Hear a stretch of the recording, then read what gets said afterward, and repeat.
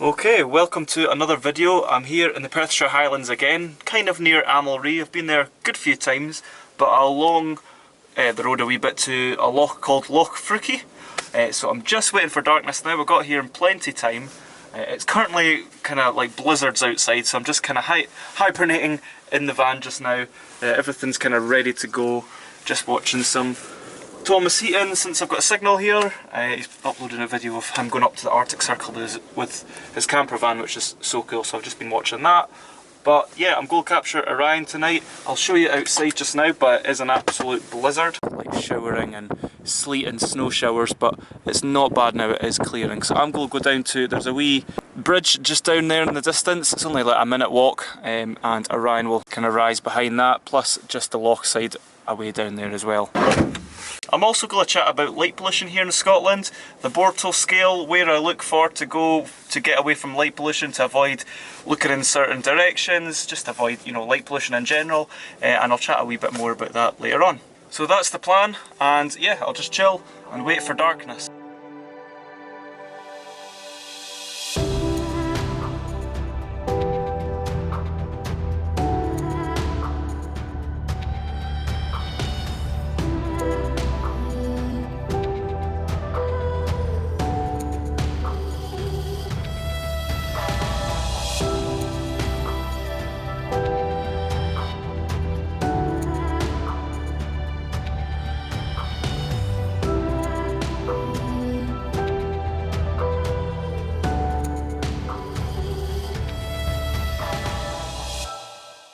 We're on the bank of Loch Frookie now, and it's just getting dark now. You can start to see like Orion and that behind me, and yeah, this looks like an amazing little place. I've not actually photographed here before, driven past it so many times, so I can't wait to actually tick it off my list. As I said, there's a little bridge just beside me, maybe a stone's throw away, and then there's this kind of just shoreline with some nice. The bank just looks nice and it'll look cool in a picture. There's also a wee bit of Northern Lights activity, so I'm going to quickly get these two pictures with Orion looking south and then head up the road, because there's a nice wee barn with a red roof looking directly north, so I think that will work better for the Northern Lights. So if it happens, you never know. It's active just now, but you know, in an hour or two maybe not, so we'll see.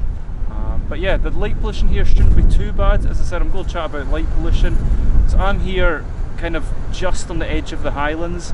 Looking south, you're looking into the central belt of Scotland's light pollution. I'll pop a light pollution map up just now of Scotland, and yeah, it's just our central belt here in this country is a nightmare. So looking south is always a bit of a pain.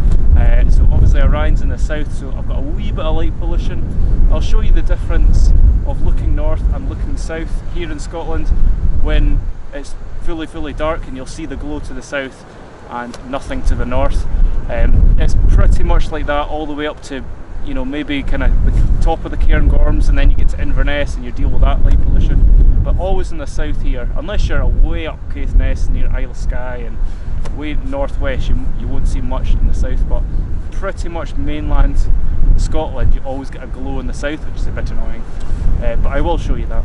Photography wise today, I'm just going to do my usual exposure. So I'm going to do 1 minute 30 for the foreground. I might do about 5 or 6 images of the foreground, just like that, and then do the sky with a wee bit of the star glow filter, just because it's a constellation, it's quite bright, to get the stars popping. And I'll do another 1 minute 30-second exposure on the sky as well, maybe 5 or 6 exposures, and then stack them together in Sequator. So that's pretty much my go-to settings for, you know, 9 out of 10 of my images. It's just, you know, 1 minute 30 for the foreground and the sky, 5 or 6 images, and then stack them. Obviously I won't really know the ISO until it's fully dark, because we're looking a bit south, so there's going to be a bit of light pollution, so I'll see how bright the sky is. Blowing an absolute hilly out here. So.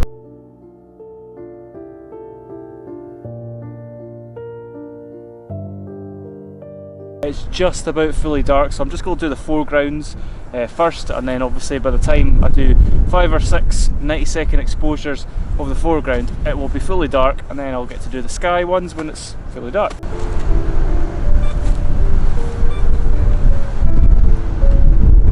I forgot the shutter release. And there it goes for the foreground, so I'll just see if it's the right exposure, adjust accordingly, adjust the ISO, and that is it. Cool, so I just managed to capture that image before the clouds just rolled in there. It is clearing behind the clouds, it was just a wee band of clouds, so I managed to get the foreground and very, very quickly got the sky exposures before that cloud came in. As you can see, it's kind of hid Orion now, so I'm going to go to the bridge now and capture that image.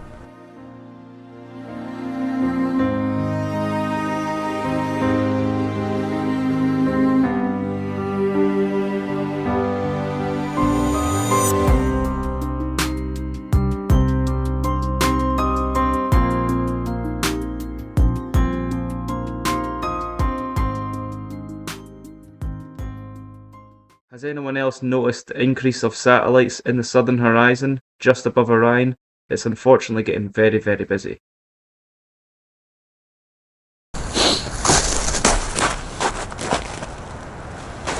So it just seems to be a bit of a rush just now with in between the clouds, because this north wind is just bringing in like sporadic kind of clouds from the north. And oh, there's a wee bit of northern lights over there. Tiniest little pillar, but I'm not going to worry about that. I'm going to do the sky exposure just first.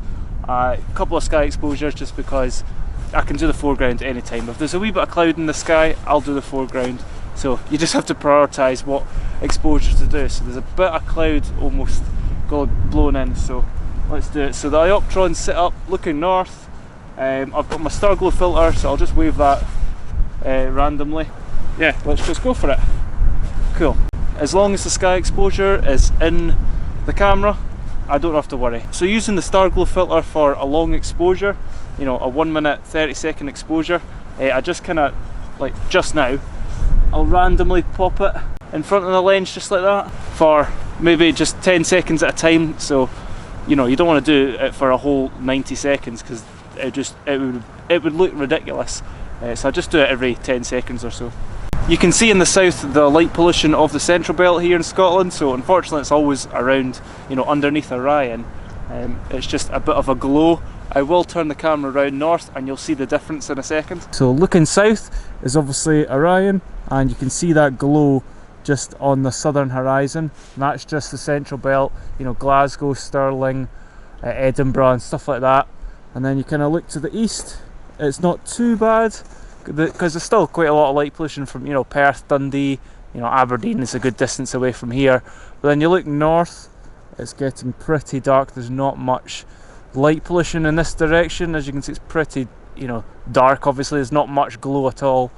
Looking west is pretty dark as well, because you're just kind of looking into the mountains, and then you come back to the south where you've got all them cities again. So that's really what we've got in Scotland pretty much anywhere you go, unless you go really, really high up north, and then you get away from that central belt glow. Cool, so that's the locations here, facing south for Orion, captured. Really, really happy with them. I'll pop them up in the video at some point. I'm going to head down the road a mile and get this barn that's got a nice red roof, and it's looking north towards the plough. The northern lights doesn't look like it's doing much, but I'll still want to get a nice picture of the plough with this place. So let's head to that place now.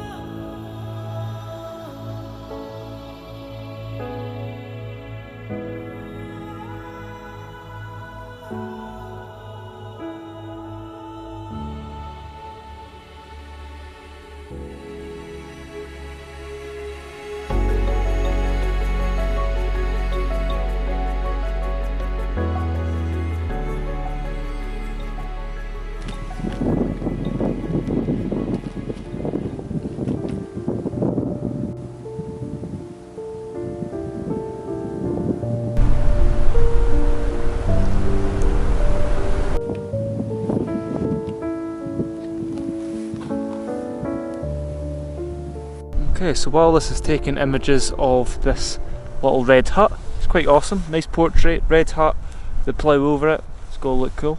Doing the exact same settings, by the way. Yeah, so Scotland, Bortle scale. Bortle scale is the chart of the light pollution, how dark the skies are with compared to light pollution polluting it. So the Bortle scale is a scale from 1 to 9, I believe.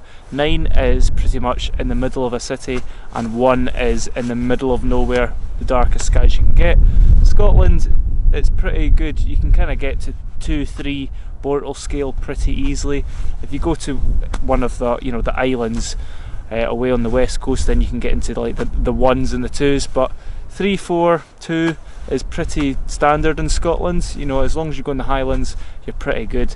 As I said, it's just that looking south kind of ruins it a wee bit. So obviously most of the people live in the central belt here in Scotland, so you do need to travel to get into those sort of Bortle 3, 4 and 2 locations. It obviously helps your photography if you get into the really dark sky locations. No matter what equipment you've got, if you go to dark sky, you will get amazing results. I've taken people into really dark skies with really cheap gear, and they've captured, oh, looks a lovely foreground, with really cheap gear, and they've been getting fantastic images because, you know, they've got crystal clear dark skies. They've not got the light pollution affecting it. You can have thousands and thousands of pounds worth of equipment, but if you're in the middle of Glasgow or Edinburgh, you're just not going to capture things like the Milky Way.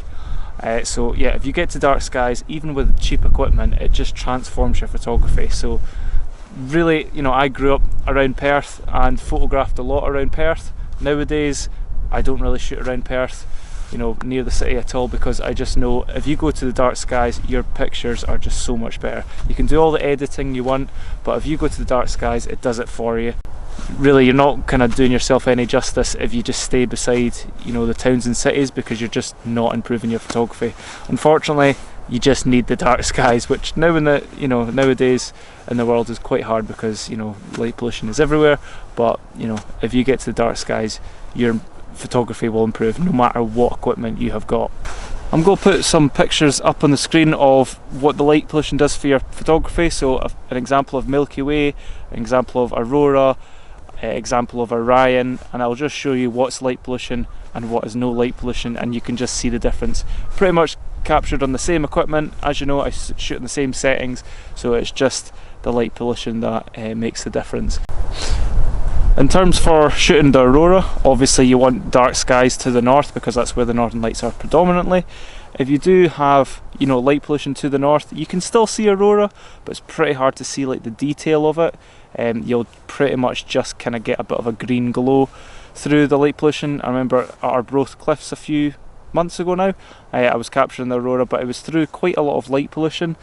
So yeah, again, you'll see the difference between light pollution and no light pollution for Aurora. You know, if you have dark skies to the north and there's Aurora there, there's nothing in the way of all the detail and the colours. So you know, get to the dark skies because it just makes Aurora so much easier. I'm just waiting for this foreground exposure to, there we go. Right, so that's enough foreground exposure. I'm wanting to, can you stop please? There we go. I'm wanting to kind of get out of here because this place is creeping me out. There's eyes in the distance of sheep, there's owls hooting, there's some sort of duck quacking somewhere there, and I don't know, my mind's starting to race now, so I just want this picture and get in the van and kind of head home now.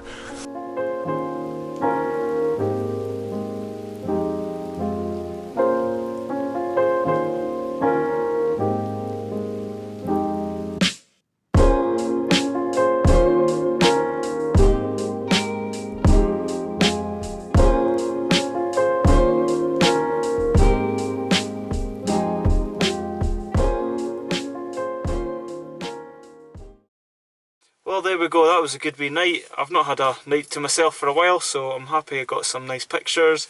Enjoyed a bit of peace and quiet under the stars, and yeah, really enjoyed it. Hopefully the content turned out really well, and yeah, let's see where we end up next time.